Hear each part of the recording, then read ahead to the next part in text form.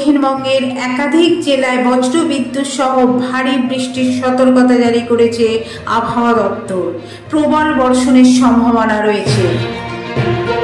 কলকাতা সহ হাওড়া, হুগলি ও 2 চব্বিশ পরগনা, 2 মেদিনীপুর, ঝাড়গ্রাম, পুরুলিয়া, বাঁকুড়া সহ সমস্ত জেলাতে প্রবল বর্ষণের আশঙ্কা রয়েছে। জারি করা হয়েছে হলুদ সতর্কতা।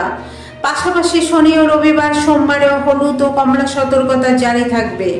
একাধিক জেলায় ভারী থেকে অতি ভারী বৃষ্টির সম্ভাবনা রয়েছে।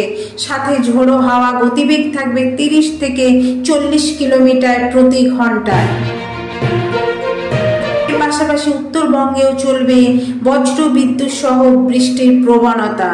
উত্তর ও দক্ষিণ 2 জেলাতে বৃষ্টির প্রবণতা বেশি থাকবে। বৃষ্টিপাতে হলুদ সতর্কতা জারি করা হয়েছে। মানুষের জন্য সতর্কতা জারি করা হয়েছে, কারণ বজ্রপাতের আশঙ্কা বেশি থাকবে, তাই খোলা মাঠে যাওয়া নিষেধ করা হয়েছে।